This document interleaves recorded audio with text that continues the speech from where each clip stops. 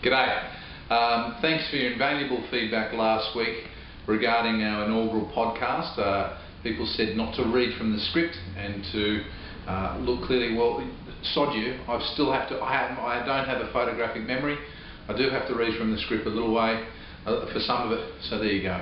So I'm going to read from some of the script and hopefully you'll get a feeling for where we are. So hi, I'm Steve Ball. This is our second podcast, so it's not quite our inaugural podcast. For those that didn't listen to last week, there's probably plenty of you, in fact, because there's only 60 viewings, I think, of the podcast.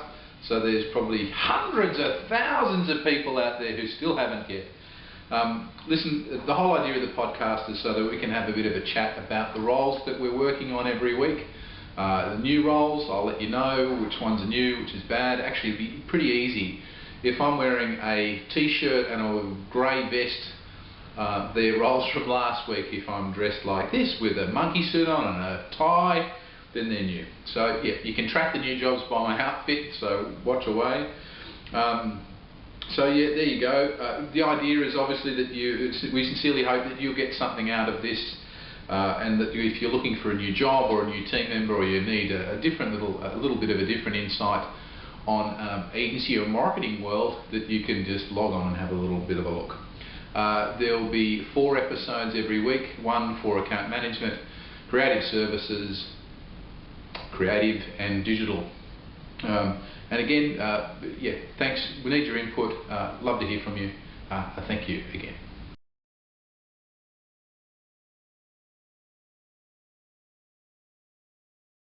And just some other little trivia. On Monday we spent some valuable time with the kiddies from RMIT in Melbourne. Hi to any of you that are listening.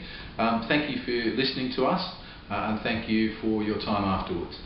Fascinating experience from a nerdy point of view, perfect bell curve, some fantastic and very rare talent, some good talent, solid talent, and a lot of average talent and a couple of not so great. Seems to be everywhere. That's not to say they're RMIT and not doing the right thing, of course. Be very clear on that. But it was a good experience. Yeah, what we talked about was these kids are coming out of their course for the first time and going into the job world. And we were sort of giving them a bit of a heads up that we, as Gen Xers, I'm a crusty Xer, and baby boomers, we have a little bit of a problem with Gen Y's attitude.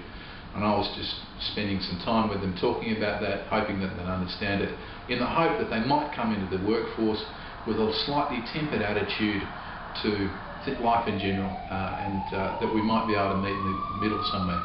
Because interestingly, what they want is no different from what any of us want. They're just a little bit more vocal about asking for it. And their response to the presentation was genuinely pretty positive.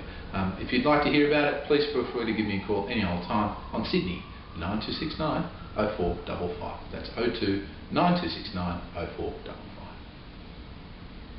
And on other stuff in general, probably the biggest insight is, where is the fixation on the 2-page CV come from? Or where has it come from? Where did it happen from? Well, we'll give you a little bit of a heads up. Is basically it came from the States. America needs a 1-page CV, funnily enough. How do they actually understand or get to understand your experience, relevant experience, from a 1-page CV? I'm not sure. And certainly that's the case in this country too. Having an understanding of someone's experience from a 1-page CV is impossible. So, when you're writing your CVs, we'd love to hear.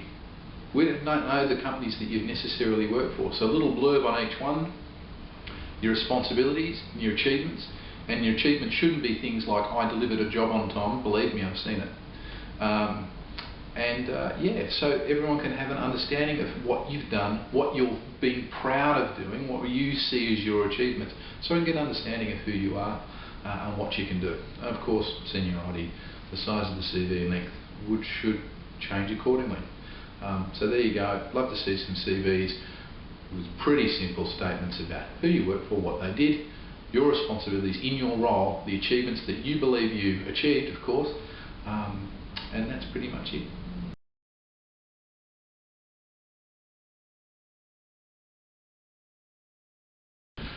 And that's about it for this week. So thanks for your time. I hope it's been of value. Would love some feedback if you think, anything. If the sound quality is bad, you don't like seeing the head, you just prefer to hear the sound. You don't like the gags, you just like a straight read, the ads don't make sense. Any of that stuff, anything at all, love to hear from you. I'm going to say that repeatedly every week. Don't be surprised if you see this exact same clip next week in this same outfit, but the rest of the podcast is me wearing some other stuff. So again, thank you. Remember, this is for you. It's so you can listen to jobs rather than log on. It might be easier for you when you're going for a walk, whatever. That's the idea. So yeah, for that we thank you, and again, would really, really appreciate your feedback. Have a great weekend and a safe one too.